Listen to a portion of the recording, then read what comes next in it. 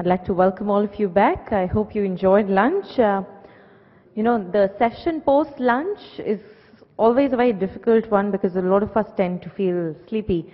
How many of you tend to feel sleepy post-lunch?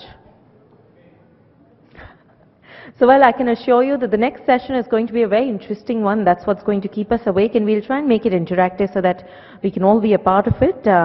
Our next session is on MRO reforms, the Make in India initiative, and I'd like to invite on stage Mr. Ravi Menon, ED Airworks India Engineering. Let us put our hands together for him. Well, good afternoon, everyone. And thank you, ET, for this opportunity to share, what's happening in the MRO space, what needs to be done, and how are we going to lead this industry over the next 5 and 10 years, the opportunities and some of the challenges that we need to overcome to really make this robust, sustainable, and an industry that captures the trust and comfort of the airlines in India.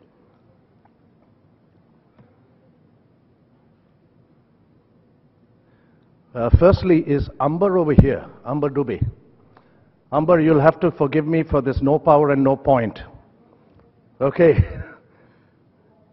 Well, my presentation is primarily based on creating an awareness of the size of the MRO market and highlight the reforms required to drive this industry to its fullest potential.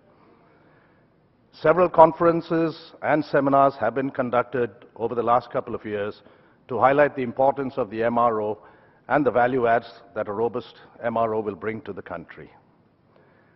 This morning it was very heartening to see that the language of aviation or MRO aviation is the same as spoken everywhere, and especially with what the Minister of State had to say. There seems to be some positives, because this was a kind of a battle that the MRO industry has taken to the Ministry of Civil Aviation over the last 4 to 5 years to rationalize the reforms that are needed to really give the industry an impetus to take it to where it rightfully belongs. So this is again an opportunity for me as a representative of the MRO industry to stress the importance of the role of the MRO in India, and more importantly, keeping the vision of the Prime Minister, Honorable Prime Minister, in mind of the Make in India approach. The MRO is a key element of the aviation food chain, and it is heartening to see that some of the prime stakeholders are here today. In short, MRO is an imperative and not an option any longer. I will limit my presentation to some of the key points to keep within the time frame that has been given to me. So if we look at the first slide,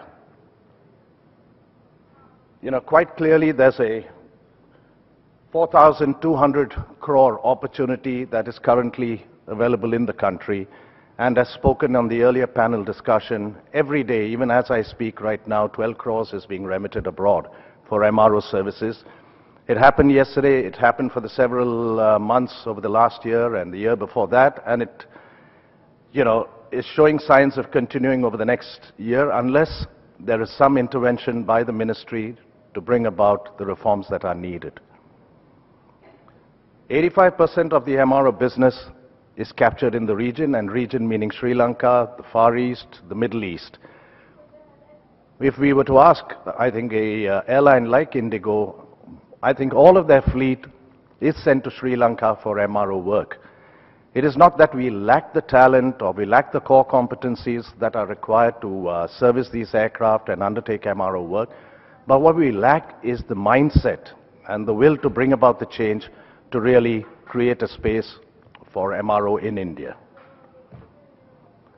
Why do airlines seek these services offshore? I mean, that's evident, as has been discussed earlier. It's because of the competitive pricing. We in India do have very competitive labor pricing, but that arbitrage can't be leveraged for the simple reason the taxes, the royalties, state government taxes, all of this takes a huge chunk of that competitive edge off.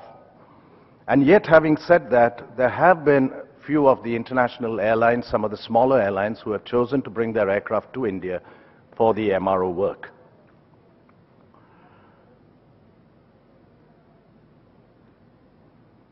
So we see about the potential for MRO in India. There's a large opportunity that covers not just the airline business, but there's the general aviation space. And this will give rise to a lot of ancillary industry in terms of component repair and overhaul.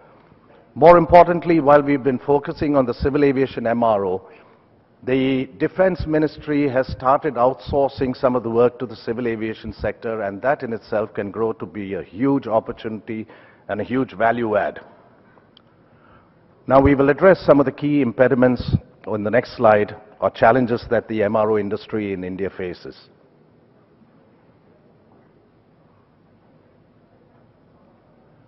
So as can be seen, for every crore that is spent on MRO, there are 3 to 4 job opportunities, and these are highly skilled jobs for, there's talent in India in terms of engineering capabilities. The language of aviation is largely in English. There's a good grasp and a good knowledge of the English language, technical documents and all of that. And this is where one has to really focus. So in terms of creating and generating employment for people, raising the bar in terms of skills and competency levels.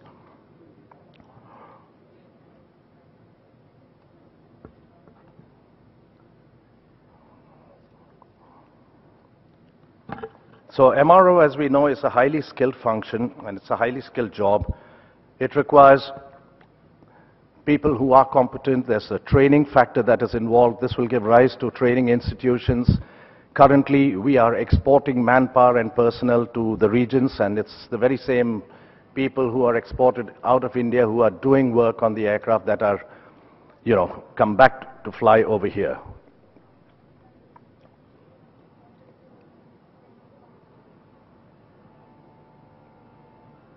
Now, some of the key concerns, as we have spoken about earlier, is the tax regime, the customs duties, royalties that are payable to the airports.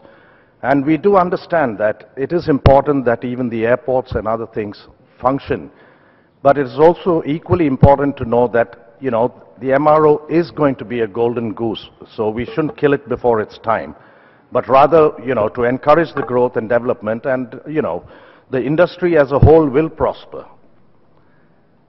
14% service tax, 12 to 15% VAT. Now, some of the state governments, like the government of Maharashtra, has taken the step of applying zero VAT to anything dealing with aircraft spares, parts, components. And that is a very positive step to encourage the kind of growth and development of MRO, largely keeping in mind the Mihan project in Nagpur, which is, of course, yet to take off.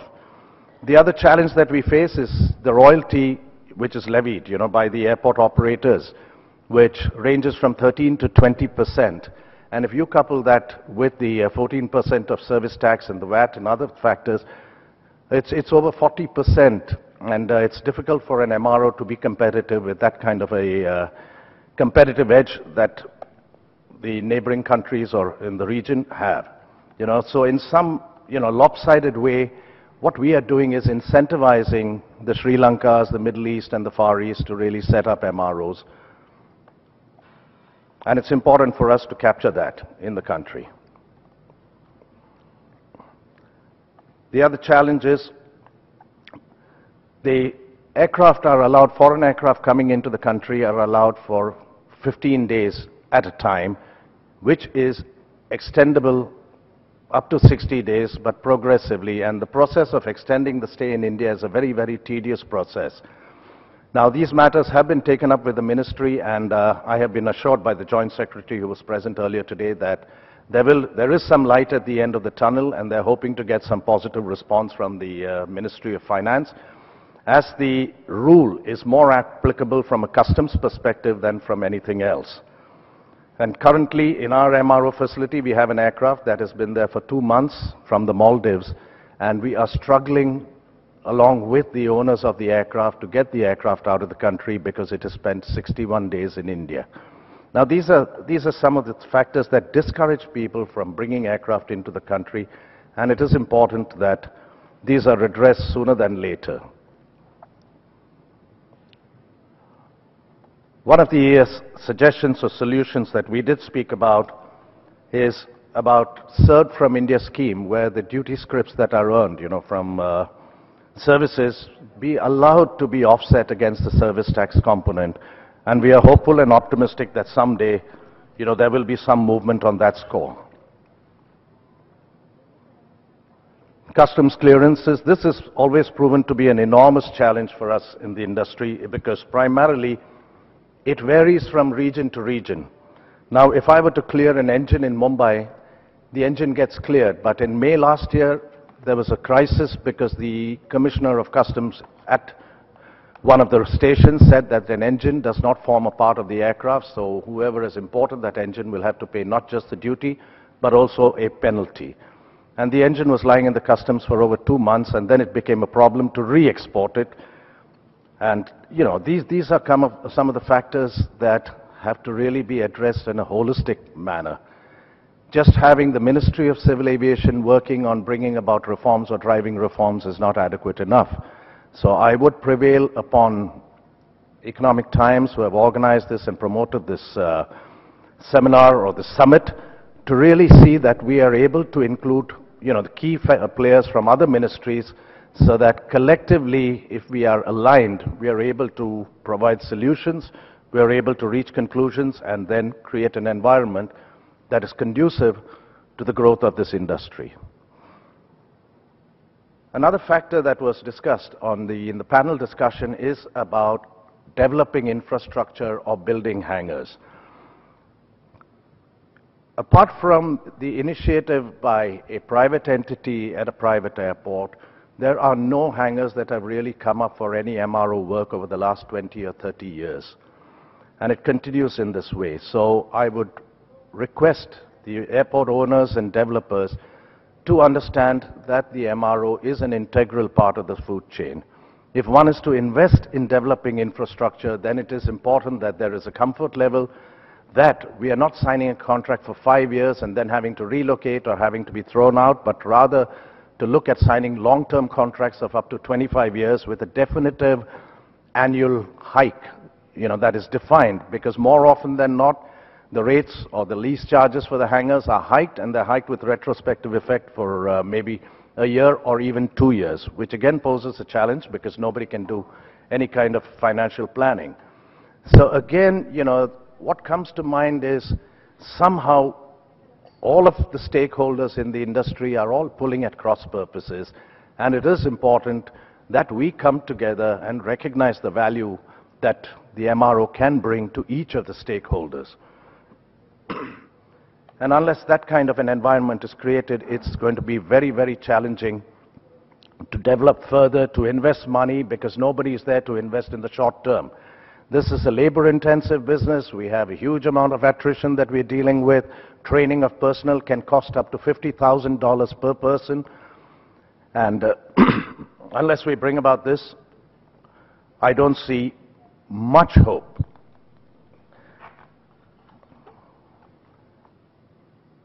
So one of the solutions that we had suggested, and that it was very surprising, and it was very nice and very pleasant to hear that the minister himself said that the formation of a kind of a focus group with participation from the relevant ministries, regulators, and experts from the industry. The value that a focus group will bring is there's a consistency in follow-up, there's a consistency in understanding what exactly is needed of the industry, what is needed from the industry and for the industry. Having been a member of various groups, aviation-centric groups like the MRO Association of India, the Rotary Wing Society, the CII, and FICCI, each year we make several representations, but what really happens is the following year there's a change in the ministry, the dynamics are constantly in a state of flux, so you either have a new joint secretary, or you have a new secretary, or a new Minister of Civil Aviation, and the continuity gets broken. That chain of follow-up gets broken, and one is having to start again right from the very beginning. The next recommendation I would do is an independent identity for the MRO. The MRO today is currently clubbed under the generic heading of ground handling. MRO does not have an identity of its own. And what is sad is, with ground handling, Ground handling activities are governed, are regulated and administered by the airports or airport developers. The MRO is administered and regulated by the DGCA.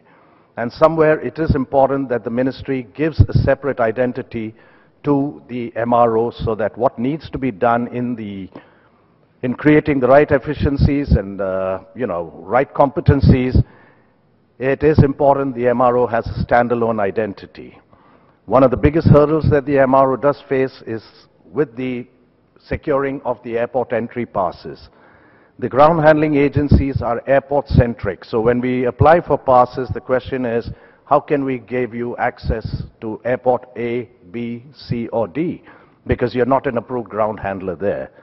And then again, it requires a constant representation and get the one-off permissions to gain entry to these airports to provide services.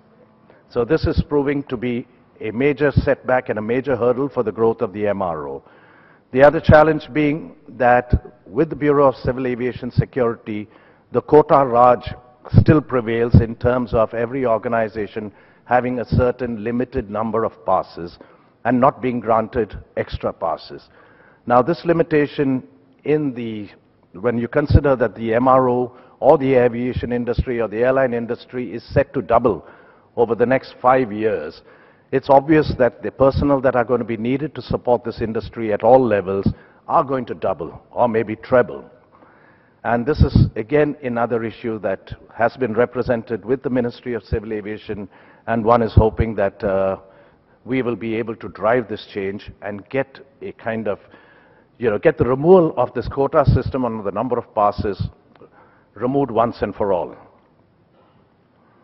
I think considering the MRO as a deemed export would be a huge value add in helping us move forward and helping us grow this industry as a whole. Well, airlines today, I wouldn't say that we put a restriction or a limitation as some of the countries, especially Malaysia. Malaysia does not allow aircraft to go out of its shores if it's a local airline. And there is a very, very clear ruling that they first have to get a no objection certificate from the MROs locally before they are allowed to fly their aircraft offshore for any kind of MRO activity. We as an industry are not suggesting that we put any limitations or any bar on airlines going abroad, but rather to incentivize the MRO industry, indigenous industry, not in terms of subsidies or anything like that, but to rationalize the tax structure, to create an environment that is conducive for the growth and development of this industry. And then we are definitely here to see that the MRO is committed to building, growing, and developing MRO activity in the country. So, in closing, what I would recommend, what I would suggest and request is a collaborative approach amongst all the stakeholders, the ministries, the airport, the DGCA, the airlines, and the industry as a whole. Let us work together to create a mutually sustainable, mutually beneficial relationship. From the regulatory perspective, also the challenge is not in the regulations. The regulations are there, we understand that it's meant in the name of safety. What is challenging is the interpretation of those regulations that are there. There is no uniformity of interpretation from the DGCA perspective. So if I get a particular clearance for an aircraft or an activity on an aircraft from the northern region, and if I try for the same at the southern region, any one of these could be rejected while the other could be accepted. And that is kind of self-defeating and, and a big challenge, because we are having to fulfill several regulatory requirements only purely on the interpretation of each of the officials who are really holding fort at these particular places. So when I was asked at one of the meetings with the DGCA, is Airworks compliant?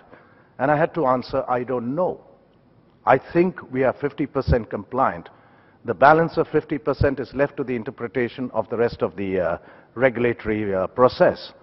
So this is again something that really needs to be addressed, and it's to the benefit again of the industry to simplify. So the transitioning of the regulatory from policing to policying, I think that is really what is needed. One is seeing certain positive changes, a positive approach in the DGCA over the last couple of years, and I hope that this momentum is kept and it keeps going forward. Finally, what I would like to do is really to recognize here in this forum the efforts of the present Joint Secretary, Civil Aviation, Mr. Ashok Kumar, who has been very, very supportive of the efforts of the MRO industry. He has been there to meet us anytime, take up matters on behalf of the MRO associations, the MRO industry, and make the necessary representations.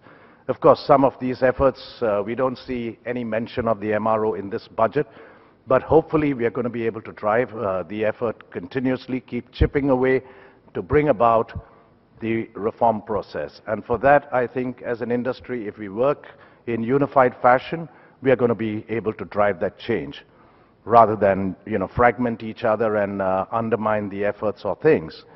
Really, the airports play a key role in this, and I would request the airports to give it a serious thought that an MRO is an integral part of the aviation food chain, and there are all of us to benefit from it. So on that note, I thank you for your patience. This is not the happiest hour, but even then, it's nice to have all of you pay attention. Thank you so much.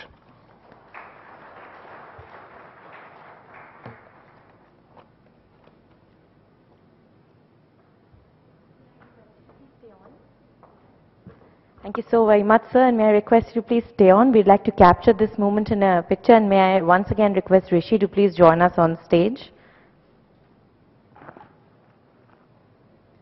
Let's put our hands together as we get an opportunity to thank him for joining us. We much appreciate your presence, sir.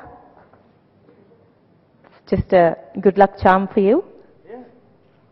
Looks better than the MRO. Carries more weight. Thank you so very much for joining us. Rishi, may I request you to join us for a picture? Thank you. Thank you.